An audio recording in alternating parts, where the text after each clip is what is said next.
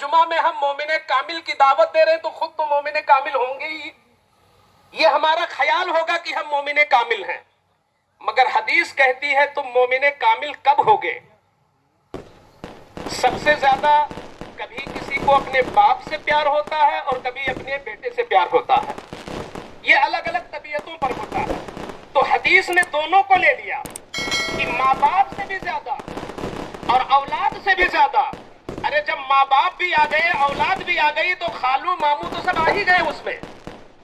گویا اپنے پیر سے بھی زیادہ، ہر ولی، ہر قطب، ہر ابدال سے زیادہ، اہل بیت سے بھی زیادہ،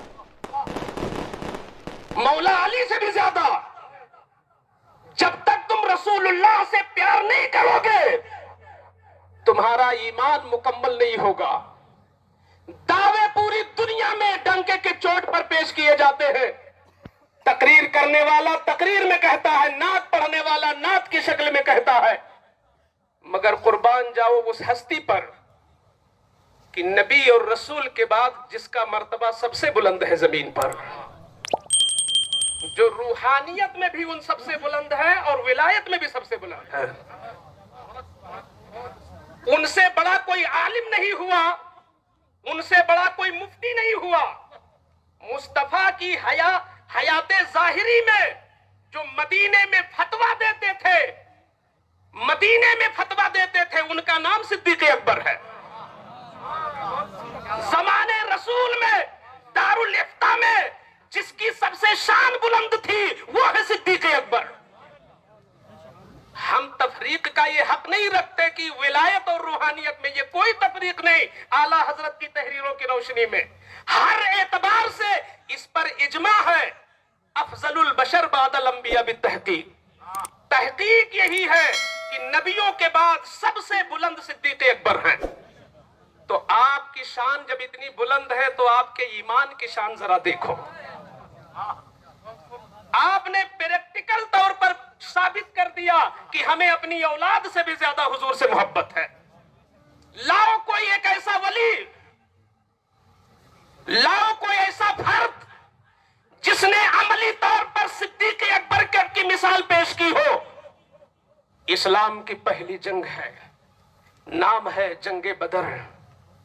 طرفہ تماشا یہ تھا، کم نصیبی یہ تھی کہ آپ کے سگے بیٹے حضرت عبد الرحمن ابن ابی بکر، ابھی دولت ایمان نہیں ملی تھی ان کو، یعنی ابھی وہ مسلمان نہیں ہوئے تھے. صدیق اکبر کے سگے بیٹے. آپ لوگ سمجھ رہے ہیں نا میری بات؟ مفتی بشارت صاحب نے بتایا تھا اور کہ الفاظ بہت آسان چنیے گا، تو میں نے کہا حضرت پورے ہندوستان کا یہی تقاضا ہے، پورے ہندوستان کا وہی تقاضا کہ الفاظ سلیس ہو، کیونکہ تقریر زبانوں پہ جمانے کے لیے نہیں ہوتی، دل میں جمانے کے لیے ہوتی ہے. نعرہ تکبیر، نعرہ رسالت. حضور کے عشق کی بات کر رہے ہیں، توجہ ادھر ادھر نہ جائے. ذکر مصطفیٰ میں دل نہ لگے تو صدیق اکبر کہتے ہیں اس مسلمان کو اپنے ایمان کی جانچ کروانا چاہیے. پیٹ میں درد ہو تو الٹرا ساؤنڈ کراؤ، اور محفل رسول میں دل نہ لگے تو بھی جانچ کراؤ اپنے ایمان کی. ایمان کی جانچ دل سب کا لگنا چاہیے. کسی اور، ارے لیلا اور مجنو کی محبت اور شیری اور فرحات کی محبت نہیں ہو رہی ہے. جس کی محبت تمہارے ایمان کی جان ہے، جن کی محبت تمہیں دنیا میں بھی کام آئے گی، قبر میں بھی کام آئے گی، حشر میں بھی کام آئے گی، پل صراط میں بھی کام آئے گی، جنت میں بھی کام آئے گی. آج ان کی محبت کا نشہ میں پلانا چاہتا ہوں. صدیق اکبر کا سگا بیٹا ابھی مسلمان نہیں ہوا. ابو جہل پوری پلاننگ کے ساتھ 1000 لایا تھا، اور سرکار کے جو جانثار تھے وہ بغیر پلاننگ کے یوں ہی بدر کے میدان میں 313 اکٹھا ہوئے. اس ایمانی لڑائی میں ابو بکر کا سگا بیٹا ابو عبد الرحمن یہ ابو جہل کی طرف سے تھا، ابھی ایمان نہیں لائے تھے.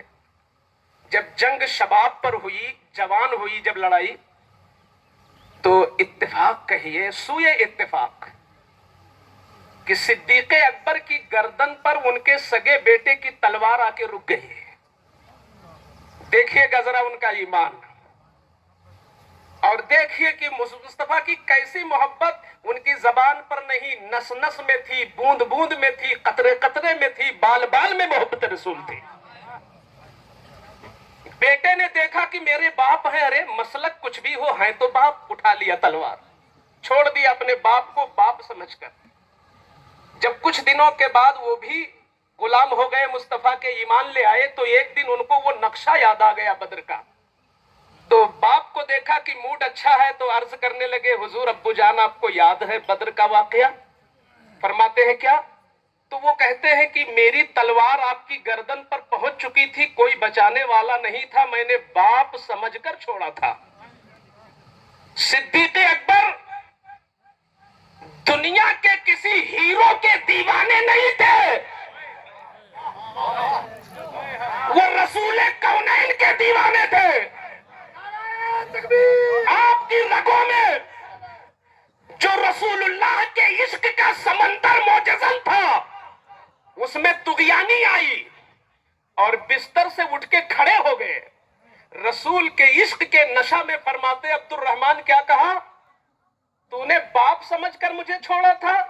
सुन ले, मेरी मोहब्बत का मकाम वो है कि अगर मेरी तलवार कहीं तेरी गर्दन पे पहुंची होती और मैं पहचान लेता कि तू मेरा बेटा है, तो इतनी जल्दी करता, बहुत जल्दी करके तेरी गर्दन उड़ा देता, इसलिए कि उस वक्त तक तू मेरे रसूल का उम्मती नहीं बना था, मेरे रसूलुल्लाह का तू गुलाम नहीं बना था।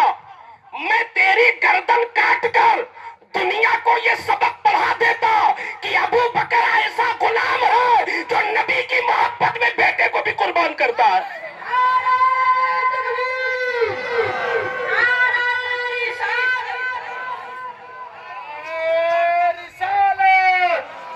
आप हज़रात हाथों को लहरा करके अपने नबी के नाम का नारा लगाए, नारा रिसालत, नारा रिसालत, ताजदार खत्म नबुव्वत, फैज़ान सरकार सिद्दीक़ अकबर, शान अफ़ज़ल खल्क़ बादल अंबिया, मोहब्बत रसूल कॉन्फ्रेंस, हज़रत अल्लामा मुफ्ती शेख खान साहब किबला। हम सिद्दीक अकबर के गुलाम हैं। आज इस मोहब्बत रसूल कॉन्फ्रेंस से ये मिजाज लेके जाए कि हमारा भी वो अपना है जो रसूल का है। हमारा मेयार यही होना चाहिए कि हम जांचे ये मेरे रसूल का है कि नहीं है। सिद्दीकी मिजाज ने यही हमें पैगाम दिया है। अगर उन्होंने अपने बेटे को छोड़ना पसंद किया तो रिश्ता तो रिश्ते ईमान है ना, असल रिश्ता हमारा ईमान का है। पूरी जिंदगी आका से मोहब्बत करते रहे, हिजरत पढ़ो तो आंखों में आंसू आ जाए, गारे सौर की तस्वीर खींचो तो दिल कांप उठे। क्या शान थी उनकी मोहब्बत की, कैसी दीवानगी थी। लेकिन जब आखिरी वक्त आया तब तो और मिजाज कुछ ऐसा था। जब आखिरी वक्त आया तो अपनी सगी बेटी आयशा सिद्दीका को बुलाया, तवज्जो से सुने, और जो लोग आपके भाई पहचान के उनको बैठा लें कि जरा नशा तो ले लो। यहां वो नशा बढ़ता है जो बिलाल हबशी में नशा था। इस नशा को लेने के लिए साल भर का इंतजार करना होगा। और मोहब्बत रसूल के अराकीन का यही मकसद और मुद्दा भी है कि जो हमारे ईमान की जान है उस मोहब्बत को नशा पिलाया जाए कौम को। ये नशा रहेगा तो मसलके आला हजरत खुद ही आपके हाथ में रहेगा, ये नशा रहे। सिद्दीक अकबर का जब आखिरी वक्त आया तो अपनी बेटी से फरमाया, या आयशा, प्यारी आयशा, ये बताओ रसूलुल्लाह का विसाल किस दिन हुआ? खुद जानते हैं मगर बेटी से पूछ कर कुछ कहना चाहते हैं। अरे क्यों नहीं मालूम होगा, जो हुजूर के विसाल के मौके पर जिसकी शान क्या रही हो, जिसका किरदार क्या रहा हो, वो पूछते हैं किस दिन इंतकाल हुआ था हुजूर का। تو عرض کرتی ہیں توفی رسول اللہ صلی اللہ علیہ وسلم یوم الاثنین وعلیہ ثلاثۃ اسواب 20. ابو جان پیارے آقا کا وصال پیر کو ہوا، سوموار کو، اور جب قبر شریف میں لٹائے گئے تو جسم پر 3 کپڑا تھا، تینوں کا رنگ سفید تھا. یہ بیٹی نے کہا تو اب جواب ذرا دیکھو. ہاتھ اٹھاتے میرے مولا تجھ سے تیری بارگاہ میں التجا یہ ہے کہ اس غلام کو پیر ہی کے دن بلا تاکہ یہ ادا بھی نہ چھوٹنے پائے. پیر ہی کے دن بلا لے. اور عائشہ کہہ دو گھر والوں سے سب سے کہ کچھ کریں یا نہ کریں مگر 3 کپڑا حضور کے مطابق ضرور مجھے دے دیں. بیٹی نے کہا کیوں؟ ذرا محبت کا معیار دیکھو. کہتے اس لیے کہ تاکہ جب حضور قبر میں تشریف لائے تیسرے سوال پر تو غلام کے بدن پر اپنی سنت دیکھ لیں تو خوش ہو جائیں، اور حضور خوش ہو جائیں گے تو بیڑا پار ہو جائے گا. میں اسی جملے کی وضاحت آج ان غلاموں کے سامنے کرنا چاہتا ہوں. صدیق نے کیا کہا بیٹی سے؟ حضور خوش ہو جائیں گے تو بیڑا پار ہو جائے گا. سنت کے مطابق کپڑا دے دو، حضور خوش ہو جائیں گے تو بیڑا پار ہو جائے گا. یہ کون کہہ رہا ہے؟ جس نے حضور کی موجودگی میں امامت کی ہے. ہم اپنی چند نمازوں پر پھولے نہیں سماتے. اس نمازی کی شان دیکھو جن کی ابتدا میں حضور نے نماز پڑھ کر ان کو امامت کا شرف دیا ہے. وہ نمازی بول رہے ہیں کہ حضور خوش ہو جائیں گے تو بیڑا پار ہو جائے گا. قسم اللہ کی ابو بکر کے ایمان کا حال یہ ہے کہ خود عمر فاروق روایت کرتے ہیں کہ اگر پوری دنیا کے لوگوں کے ایمان کو وزن کیا جائے ابو بکر کے ایمان سے تو ابو بکر کے ایمان کا پلہ ہی بھاری ہوگا. ایسا آدمی کیا کہہ رہا؟ حضور خوش ہو گئے تو بیڑا پار ہو جائے گا. ہم آپ نے بھی کوئی تیاری کی ہے وہاں کی؟ ہم نے بھی کوئی خوش کرنے کا پلان بنایا؟ ارے ابو بکر تو کہہ رہے 3 ہی کپڑے ہو اور تینوں کا رنگ سفید ہو. حضور کی سنت ادا ہو جائے تاکہ سنت دیکھ کر حضور خوش ہو جائے. برا نہ لگے تو ایک جملہ عرض کر دوں.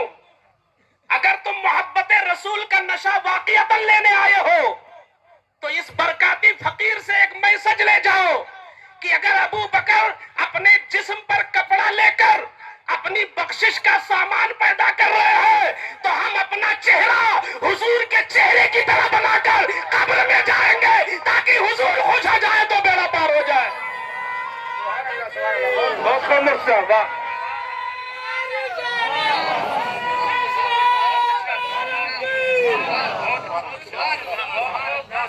نعرہ تکبیر، نعرہ رسالت، محبت رسول کانفرنس، جامعہ معین السنہ، حضرت علامہ مفتی شیر خان صاحب مصباحی.